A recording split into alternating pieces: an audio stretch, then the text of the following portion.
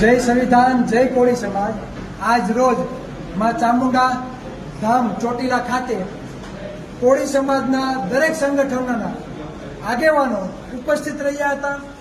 અત્યાર સુધી આ ગુજરાતમાં કોળી સમાજને કઈ કઈ રીતે અન્યાય થાય છે, તેની નોકરીઓ ખવાઈ લેવામાં આવે છે, તેના ઉપર ખોટા ગુના દાખલ કરવામાં આવે છે। તે ઉપરાંત કોળી સમાજને દરેક ક્ષેત્રમાં તેની બાદબાકી કરવામાં આવે છે।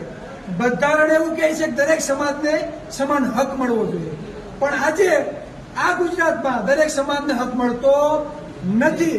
અમુક ચોક્કસ જ્ઞાતિના વિકાસ માટેની વ્યવસ્થા કરવામાં આવે છે, જેમાં સૌથી વધારે કોઈને નુકસાન જતું હોય તો આ કોળી ઠાકોર સમાજ અને ઓબીસી સમાજને થાય છે।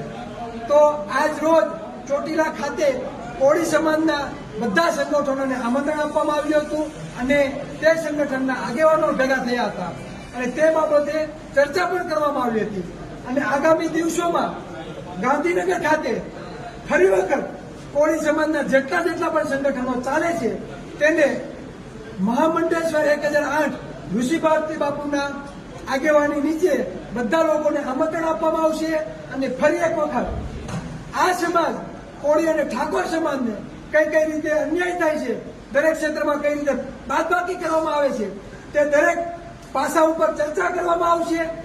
સમાજનું એક ચોક્કસ બંધારણ બનાવવામાં આવશે અને આગળના દિવસોમાં આ સમાજને કઈ રીતે ભાગીદારી મળે અને દરેક સમાજને કઈ રીતે પ્રભુત્વ મળે તે બાબતે સર્વને સાથે રાખી અને ચર્ચા કરી અને આગળ વધવામાં આવશે।